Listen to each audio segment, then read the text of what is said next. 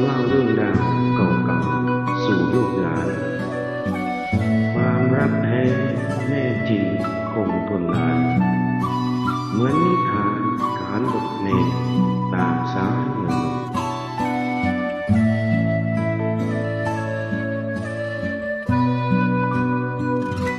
มันเหมือนนิยายชีวิตของชายหลังเขา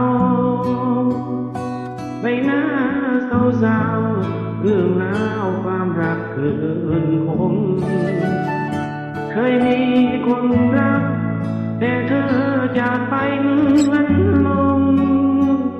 อกช้ำตรงระทมอยู่เพียงเดียวดายทุกรุ่งเช้าปีนเขาเพื่อไปบังเลงขับร้องบทเพลงบรรเลงเพื่อปลอบใจเธอยังมันไม่รักสื่อสารฝากไปเสมอยังอยากพบคุณเจออยากเห็นรอยยิ้มอีกครั้งน้ำตาลงทำน้องเพลงแสนจะเศร้า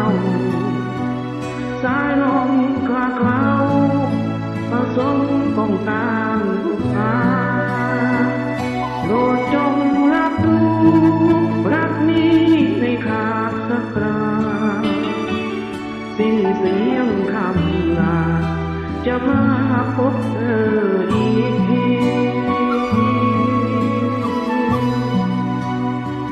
ความหลังในใจ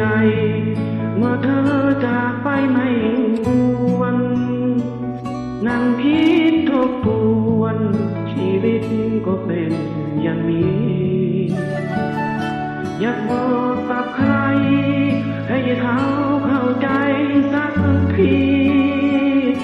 รักที่คุณมีรักษาให้ดีก่อนสาย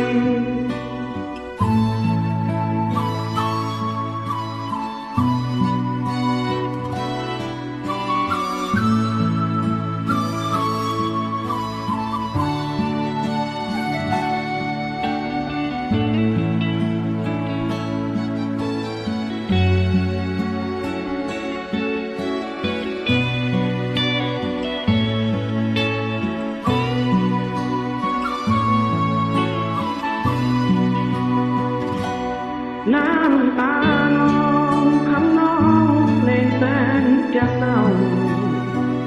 สายลมคลาเคล้าผสมป้องตามทุกทาง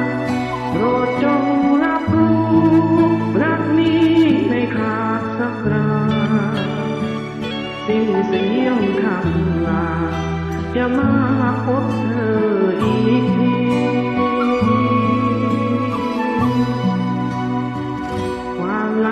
ในใจเมื่อเธอจากไปไม่หวนนั่งคิดทบทวนชีวิตก็เป็นอย่างนี้อยากบอกกับใครให้เขาเข้าใจสักทีรักที่คุณมีรักษาให้ดีก่อนสายรักที่คุณมีรักษาให้ดีก่อนสาย